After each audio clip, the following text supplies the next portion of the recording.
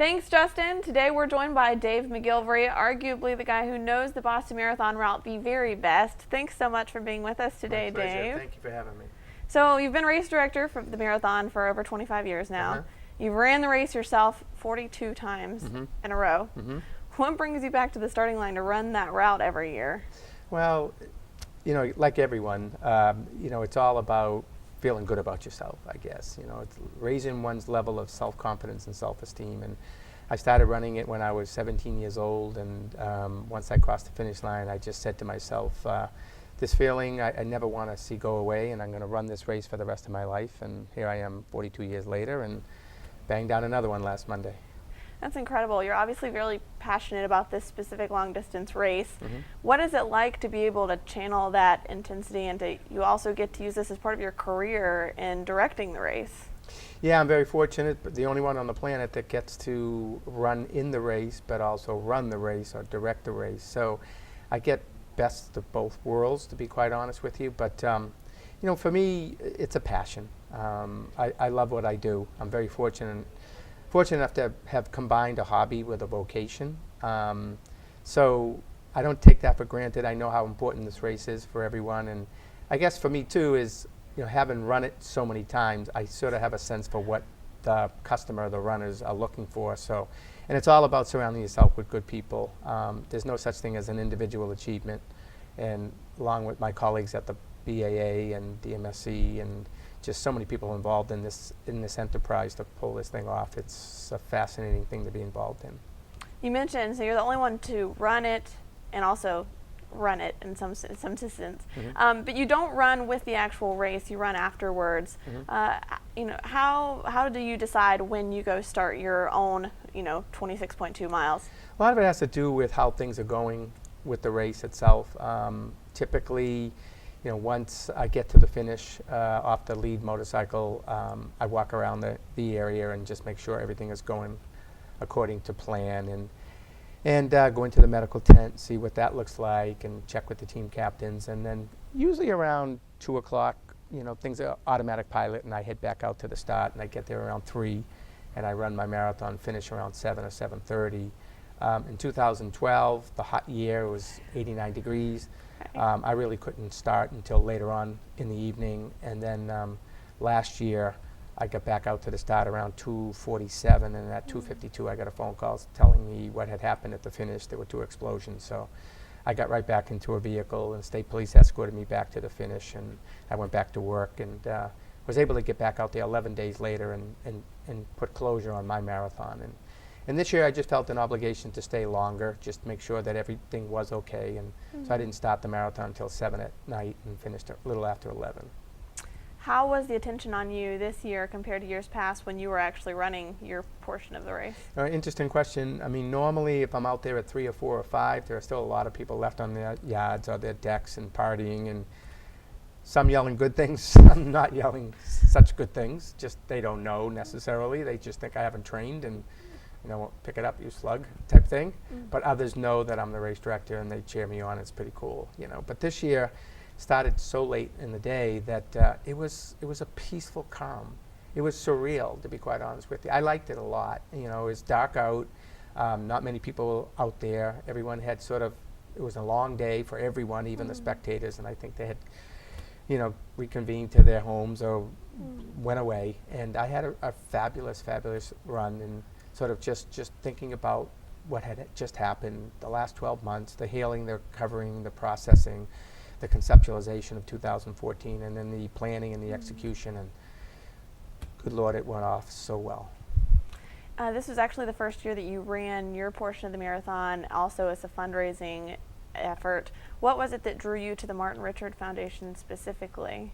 Well, I've run I've run 131 marathons, and I've never really used the marathon as a fundraising opportunity. It was always being competitive about more of a personal goal. But last year, my 8-year-old was sitting in the bleachers, and he saw everything. And I can only imagine that at one point in time, him and Martin sort of looked at each other. And to think that the difference was from here to there.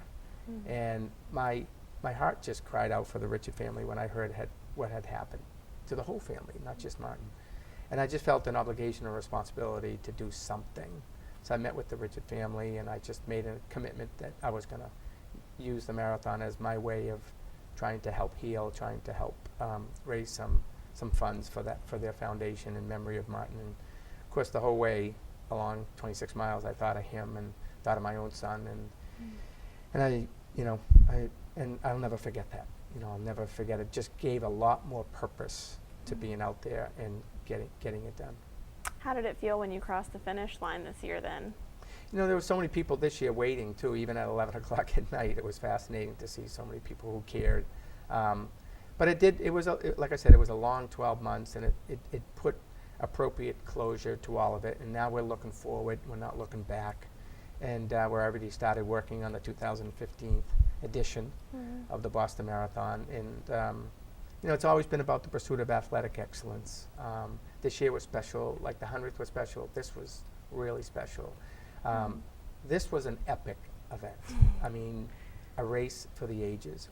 We'll never see anything like this again. And people who participated and who watched should savor every moment that, the whole lesson that we're resilient, we'll persevere. These two folks picked on the wrong crowd, and everyone collaborated, public safety, cities and towns, the organizing committee, the media, the volunteers. It was a team effort all the way. The Boston Marathon isn't just the BAA's event. It's the city of Boston's event. It's the country's event. It's America's marathon. You kind of mentioned, as you're looking at this event in comparison to the 100th anniversary in 1996, this was the second largest racer pool. When you're coordinating a race of that size, what's really the difference in organizing logistics for 27,000 runners compared to almost 36,000 like we had this year? You're asking really good questions, because a lot of times people don't ask those questions. And it's funny, because for the 100th, we had 38,000, and people say, well, they did it for the 100th, they can do it now. But things changed. Things were very different this year than for the 100th. First of all, we had less space to work with. So logistically and operationally, that's very, very challenging. There's two dynamics in play. There's space and there's time. So if you don't have a lot of space, you need to have more time. You have to spread things out. You have to minimize the density. So we had to be creative, think outside the box, figure out ways to fit all these people in a very small amount of space. So that was one part of the equation. And the second part, obviously, was the level of enhanced security. That was a moving target the whole time. We didn't know what to expect. We didn't know where they were going to go with that. Are they going to build security around the event? Are you going to build the event around security? Interesting dynamic there in play. And it was tough for us, because on one hand, we didn't know whether we should push back on certain things, or just whatever it is they said, we just need to acquiesce and do. And it was a little bit of both. And we worked together well as a team, and over 3,500 law enforcement professionals out there. I mean, when you look at all the support of the event, there's probably more people supporting the event than there were people running in the event. So like I said, it was a cooperative and collaborative effort by so many different groups, and again, it came off just way better than we could ever have imagined. I think you said at one point that you had hoped, or you thought, that the marathon this year would be one of the safest places on earth. How confident were you about that going into the race on that marathon Monday? Well, obviously being involved in all the public safety meetings more than ever before. I mean, literally dozens and dozens of meetings.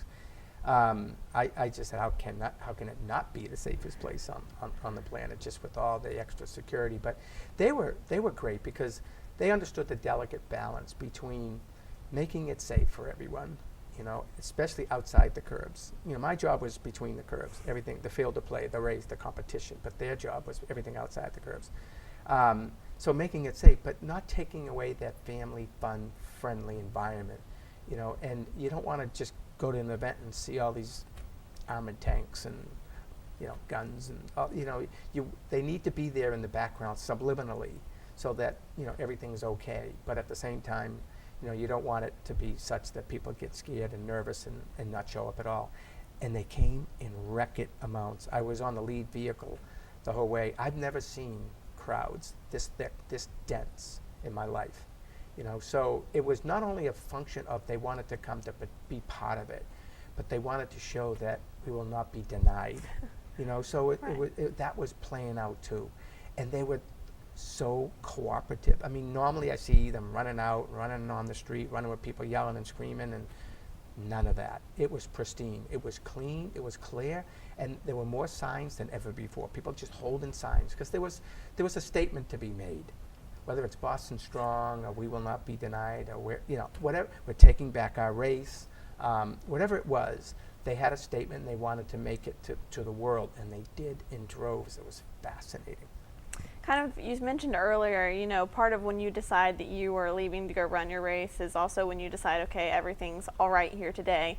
Was there a key moment you were looking for on that specific Monday this year that said, okay, today's success? Yeah, well, normally it's more just a sense that everything's working fine, automatic pilot. And I must admit, sometimes there is a level of inner guilt by me leaving the troops and going out doing my own thing. That's how some could look at it.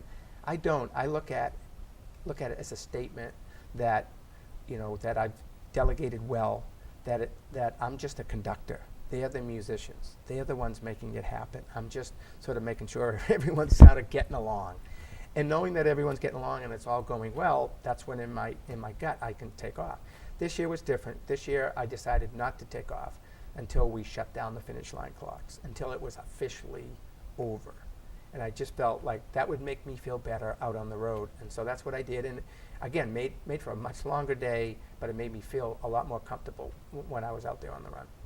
So kind of just last question then, 2013's over a year ago. We've gotten through the 2014 marathon. It's in the books, big success. How do you feel now as we've ended 2014 and looking forward to 2015? 2014 was very difficult to sort of visualize. What's it going to be? And that became the conceptualization part where, so many people had so many ideas and suggestions and recommendations, and this is what it should be, and should open up the field to 100,000 people, and you should do this, that, and the other thing. But we know on the inside that, we have all the facts. We have the bigger picture in mind. So we have to reel it in based on what we know can or can't work, should or shouldn't be.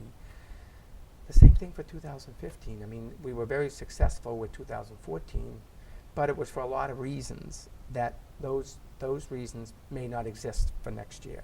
So what should 2015 be? And that's going to take a little time for us to sort of determine. We have a sense, but we don't know for sure. And again, it's all about collaboration with our cities and towns. It's not just what we want, it's what our partners, that work with us along the course, what they want and what they think it should be too. So it'll take a little while. It'll take a couple of months to sort of ferret out, but I think we'll get it right. And I'm actually really looking forward to 2015, just based on, again, we had the heat, we had, what happened last year, we had what happened this year. We need a break. We need something that is a little bit less pressure, even though pressure is a privilege to do this. But we're looking forward to, whatever 2015 might be. I think everyone is excited for it already, and we just get off at 2014, so it should be great. I think the city's ready. Thank you so much for coming and being with us today, Dave. I really appreciate it. Thank you.